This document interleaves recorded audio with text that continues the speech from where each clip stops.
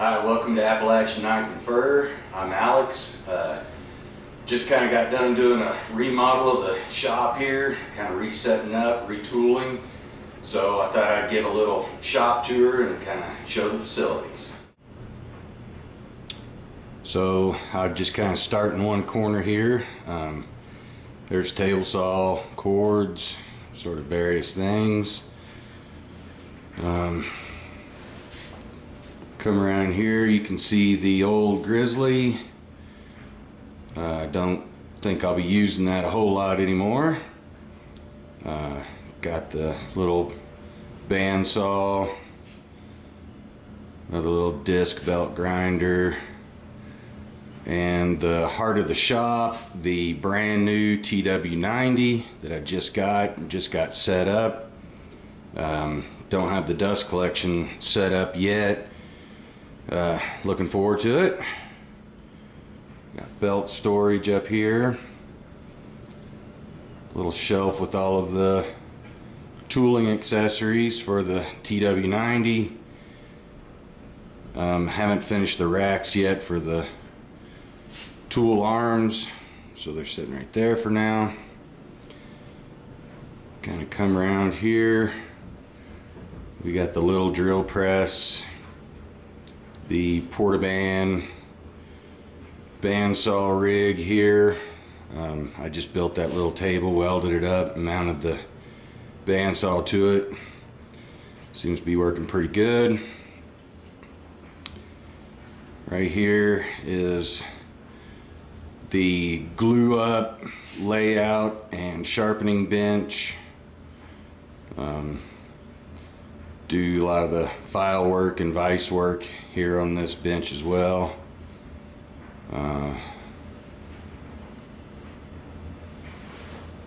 Come around, another bench, chemical storage, other various tools, some antler material up there for handles.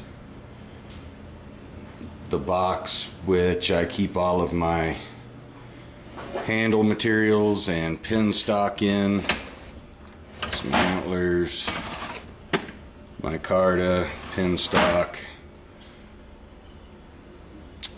This is the clean bench here.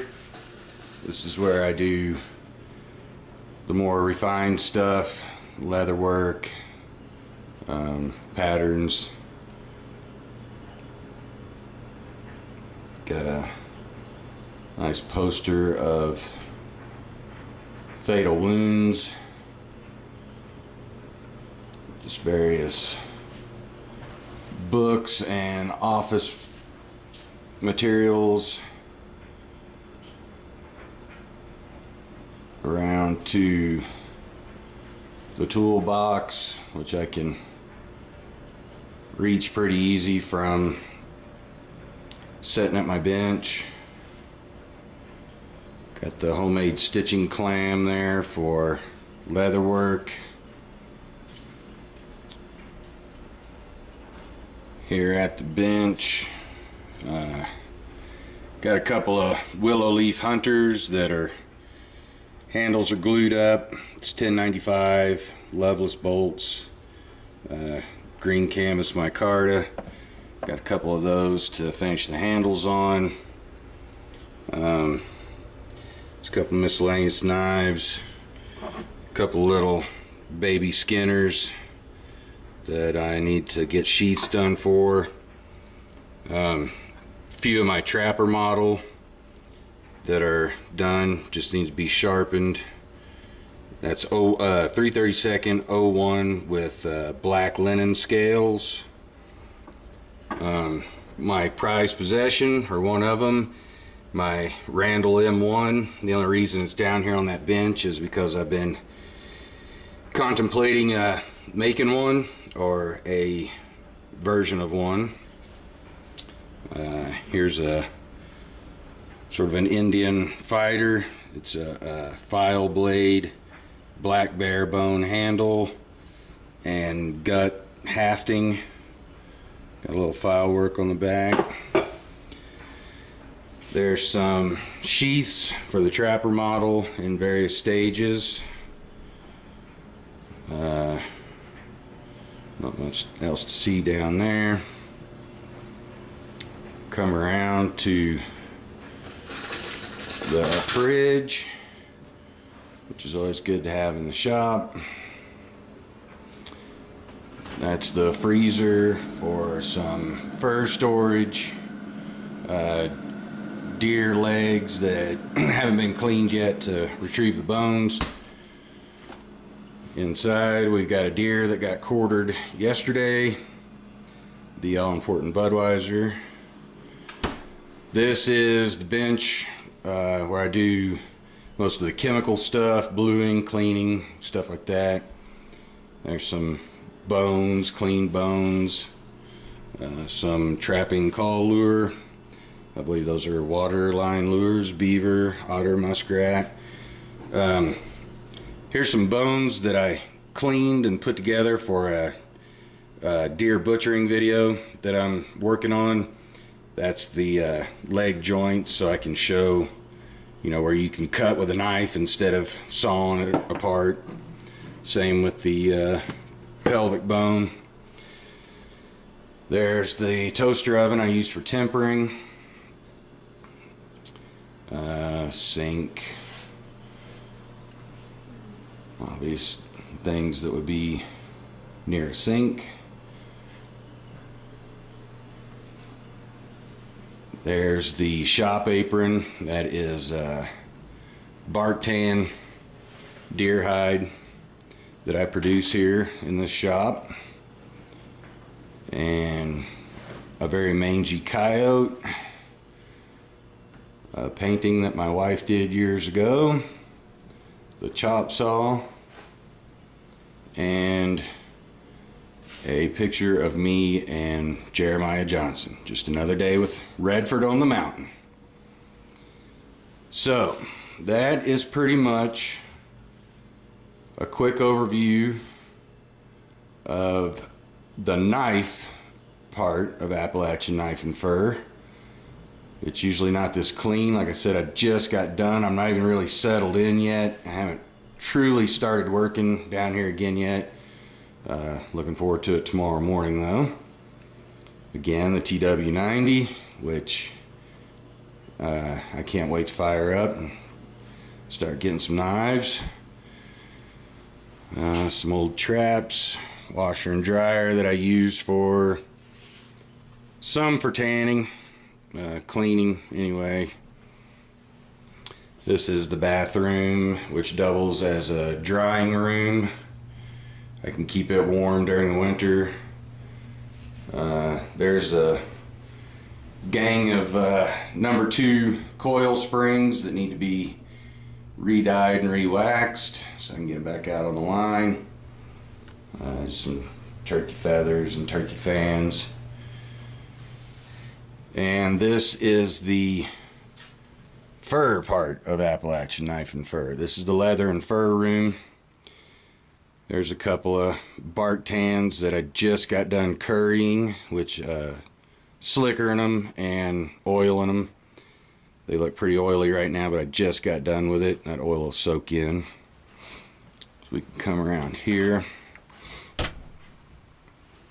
There's a topo of the Pisgah National Forest, where I do some of my trapping. There's a bunch of coons. These are all of the fur and hides down here are done strictly chemical free, brain tan and bark tan. They're traditional methods, and that's all I do.